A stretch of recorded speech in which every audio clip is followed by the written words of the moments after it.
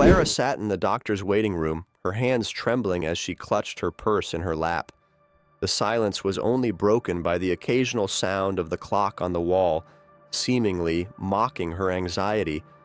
Finally, the door opened and the doctor called her in.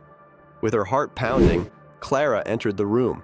The doctor, with a serious expression, wasted no time getting straight to the point. "Clara, the test results are in, and I have some tough news for you. You've been diagnosed with a serious and rare illness." Clara's world crumbled. It was as if the ground had disappeared from beneath her feet. She felt a wave of fear and despair wash over her body. Trying to keep her composure, she asked, her voice trembling, and now? What are my options?" The doctor explained the treatment, the challenges, and the slim chances of recovery. Clara listened in a state of shock, trying to process the magnitude of what she had just heard. With a muttered thank you, she left the office, each step heavier than the last. Arriving home, she found Tom, her partner, sitting on the couch, watching TV. "Tom, we need to talk," she said, trying to hold back tears. He looked at her with a bored expression. "What now, Clara?" Clara took a deep breath and told him about the diagnosis. She hoped for a hug, words of comfort, anything to show that he cared. Instead, Tom just looked at her coldly. "That's terrible, Clara, but you know I'm not good with this stuff. It'll be okay." Tom's response was like a punch to the gut. Clara felt alone and helpless, the emotional distance between them growing by the second. While she tried to deal with the reality of her condition, Tom began to withdraw, leaving home more often and spending more time at work. Clara's lonely nights became routine, and she began to wonder if the man she loved really cared about her. Loneliness and fear became her constant companions, but Clara knew she had to be strong. She would fight for her life, even if she had to do it alone.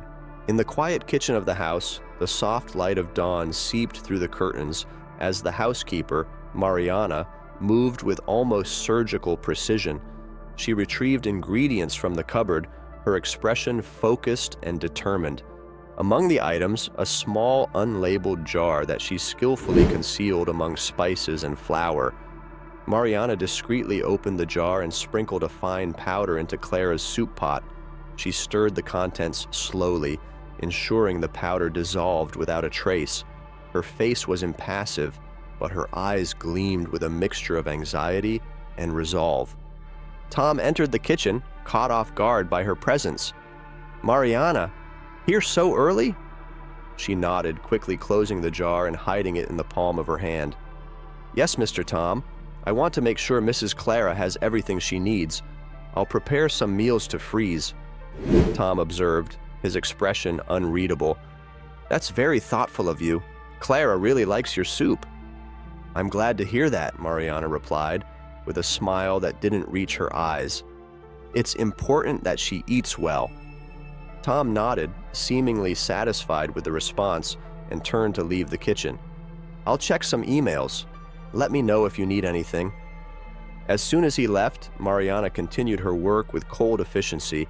She knew the risk she was taking, but the possibility of having Tom all to herself, free from Clara's grasp, fueled her determination. Later, as she served the soup to Clara, Mariana watched every move with disguised intensity. "I hope you enjoy it, Mrs. Clara. I made it with a lot of care." Clara thanked her with a weak smile, completely unaware of the danger now consuming her, a shadow of distrust never crossing her tired face.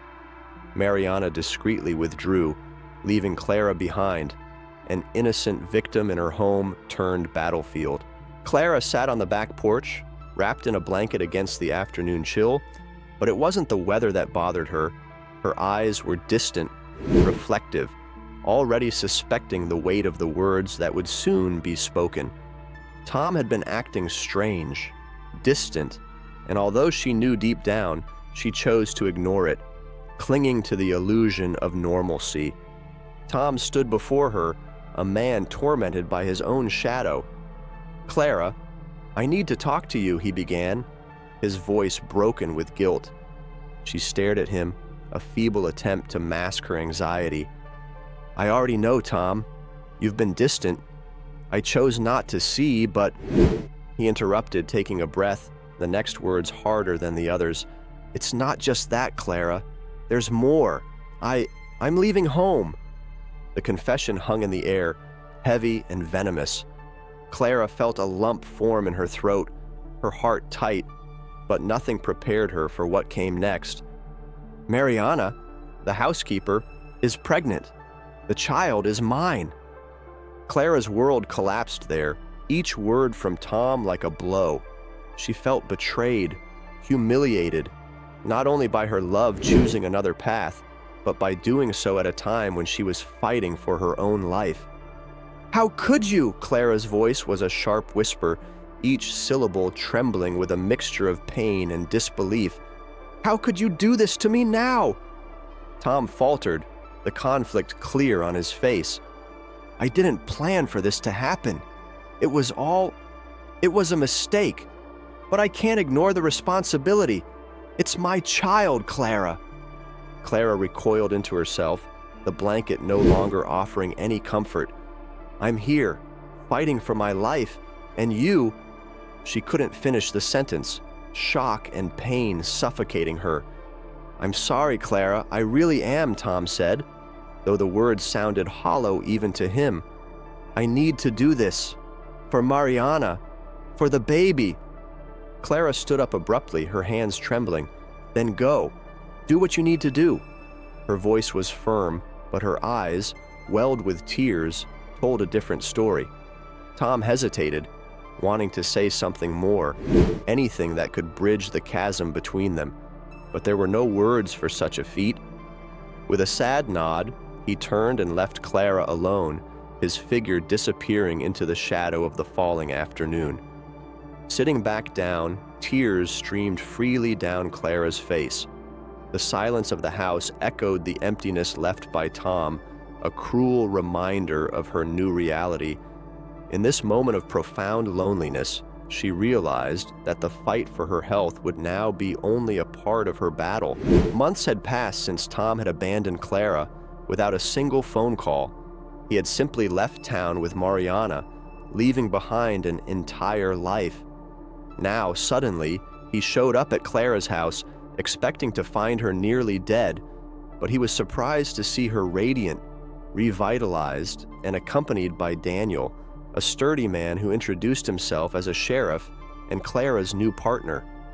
"Tom, what a surprise to see you here," said Clara, with a serenity that concealed well the turmoil of emotions. She stood, healthier than he could imagine. Tom swallowed hard, confusion evident on his face. "Clara, I thought that I wouldn't be here anymore," Clara finished for him with a slight smile. "Looks like you were wrong." Tom looked to Daniel, seeking some explanation for Clara's remarkable recovery. Daniel, noticing Tom's curiosity, decided to intervene. "I'm Daniel, and besides being Clara's friend, I'm a sheriff here in our town. Since we met, we started investigating certain irregularities that arose during the time of your illness." Tom felt a chill down his spine. "Irregularities?" "Yes," continued Daniel with a serious tone. "Clara mentioned how her health began to improve drastically after certain people left her life. This led us to conduct some additional tests, and we discovered traces of toxic substances in the leftovers of food you left behind." Tom's expression turned to shock. "Are you accusing me of something, Daniel?" "We're not accusing anyone without concrete evidence," intervened Clara, placing her hand on Daniel's arm. "But the evidence began to point to poisoning attempts, and everything indicates that someone very close to me was involved." Tom felt the weight of Clara's words. The implications were clear, and the fear of being held responsible for something so heinous began to take hold of him. "Clara, I swear I didn't know anything about this." "We'll find out the truth, Tom," said Daniel, with a firmness that brooked no argument. "The investigation is still ongoing. For now, it's best that you cooperate and give us any information that may help clarify this case." Tom, stunned by the turn of events, merely nodded, unable to formulate a response. He looked to Clara, seeking some trace of the love they once shared, but all he found was the determination of a woman who had faced death and emerged stronger than ever. As Tom left the house, the weight of his choices and the uncertainty of the future weighed heavily on his shoulders.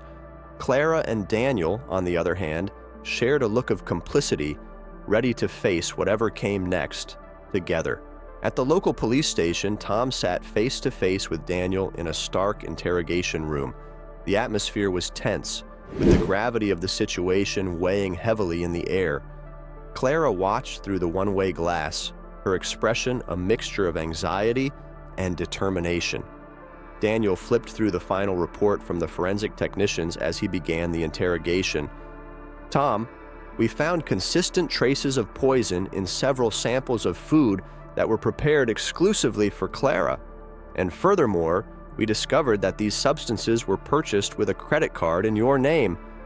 Tom swallowed hard, his facade beginning to crumble. I never bought that. I swear, Daniel.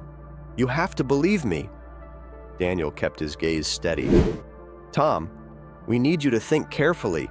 Mariana had access to your credit card, didn't she?"